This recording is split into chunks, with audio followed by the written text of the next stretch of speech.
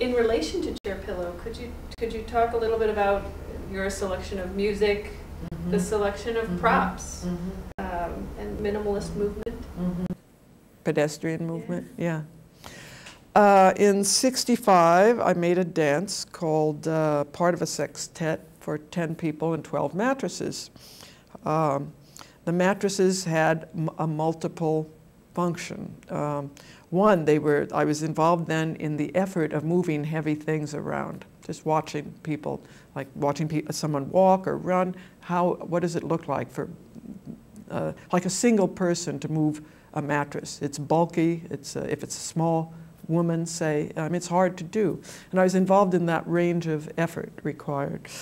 Also, the mattress has all these connotations: sleep, sex, illness, death.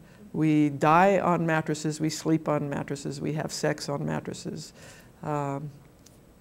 etc. And so these psychic and emotional connotations were all there, implicit in the mattress. I didn't have to talk about them further. It was a loaded object. That's a pun, right? I mean, it was a beautiful loaded object, emotionally and physically. So out of that, I guess the obsession with pillows,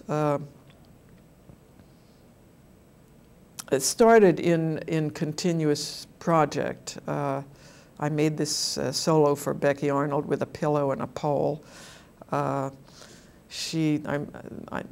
remember a part of it from a Peter Moore photo. She puts the pillow, the pole on the pillow, and walks herself down, so she's lying on her back. You know, it was all done with this uninflected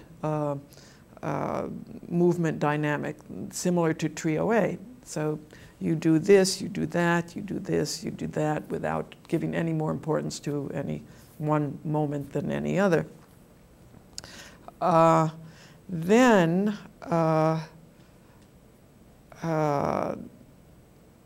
and at some time, I guess along with making this solo, working with the pillow and the chair, the music, I had loved that, well, I Cantina, that album.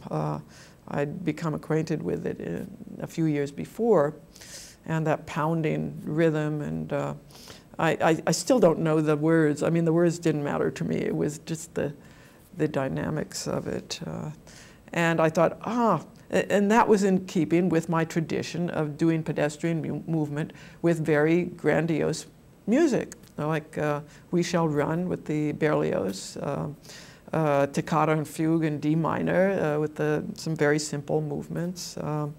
The culmination of Rachmaninoff's second piano concerto for three seascapes, where I just ran around the perimeter of the space. So all this drama in the music and this very stripped down simplicity in what you're watching. But now there was a different concern of being on the beat with this chair and this object, and so there was an additional element of humor to it. You're not doing jazz dancing; you're doing these very formal operations with these two objects.